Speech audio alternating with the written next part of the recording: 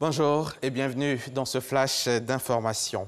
Voilà 40 jours déjà qu'Amadou Coulibaly s'en est allé. Ce dimanche 16 août auront lieu les cérémonies de sacrifice du 40e jour comme le recommande la religion musulmane. Mais avant cette cérémonie qui marquera la fin des rites traditionnels et funéraires, le COSIM, Conseil supérieur des imams et des affaires religieuses, et le Conseil islamique du Mali ont formulé des prières au domicile de la mère du défunt. C'était en présence des premiers ministres ivoiriens et maliens.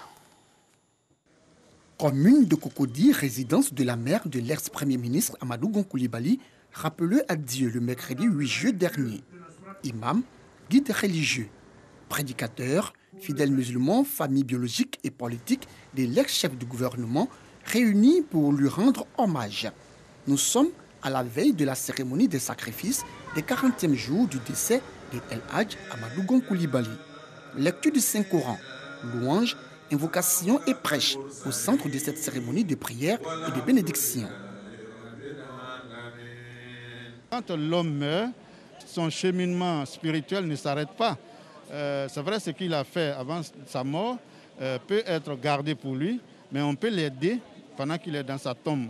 Donc nous avons donné maintenant le hadith du prophète alayhi salatu wa salam qui dit que quand quelqu'un meurt et qu'il laisse un enfant vertueux, et cet enfant-là peut faire des prières, il peut même poser des actes qui lui peuvent être bénéfiques. Cette cérémonie d'hommage a vu la participation du président du COSIM, du Haut Conseil islamique et du chef du gouvernement du Mali, du Premier ministre, ministre de la Défense Ahmed Bakayoko, des membres du gouvernement et des présidents d'institutions. Nous sommes venus ajouter nos prières à celles de la famille pour implorer le Tout-Puissant afin que notre illustre disparu, le Premier ministre Amadou Coulibaly, repose en paix. Nous avons fait également des prières pour que Dieu donne la force à sa famille de surmonter cette épreuve difficile. Et nous sommes très heureux de recevoir notre frère du Mali qui a travaillé pendant de longues années avec le Premier ministre Amadou Gon.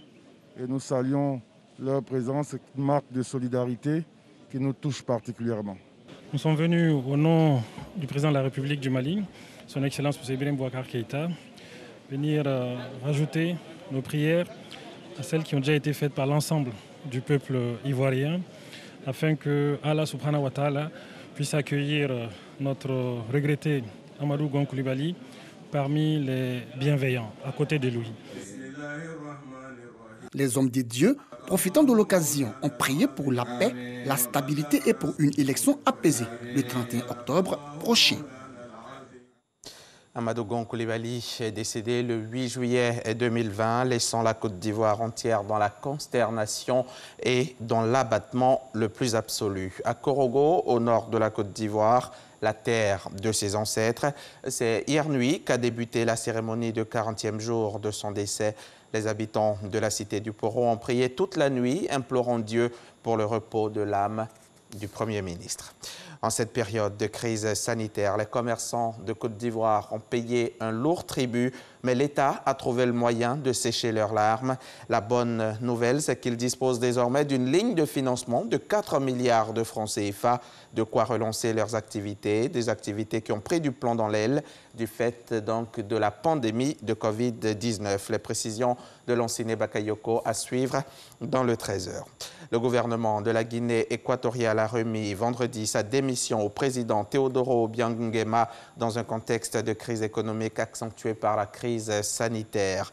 Le chef de l'État évoque même dans ce cadre une possibilité d'insolvabilité du pays. Il devrait annoncer le nouveau gouvernement dans les prochains jours. Malgré un sous-sol très riche en hydrocarbures, la majorité de la population reste pauvre. La Guinée équatoriale n'a pas diversifié son économie ces dernières années quand les cours du brut étaient plus élevés. Le scénario tant redouté s'est finalement joué hier au large des côtes sud-est de Maurice. Le MV Wakashio, navire japonais de transport de marchandises, échoué le 25 juillet sur un récif, s'est brisé en deux. La déchirure de la coque était de plus en plus visible de la plage et comme attendu, le Wakashio s'est brisé. Les autorités ont rassuré les populations. Cette dislocation du navire n'a pas causé de nouvelles pollutions, mais d'importants dispositifs ont été déployés pour contenir une éventuelle nouvelle marée noire. C'est tout pour ce flash d'information. Le journal complet, ce sera à 13h. Et comme chaque dimanche, vous aurez droit à votre magazine préféré. Le Dimanche Magazine de ce 16 août sera consacré à la LONASI, la Loterie nationale de Côte d'Ivoire. Pendant un quart d'heure, nous allons échanger avec le directeur général Dramane Coulibaly. C'est à 13h et c'est sur RTI.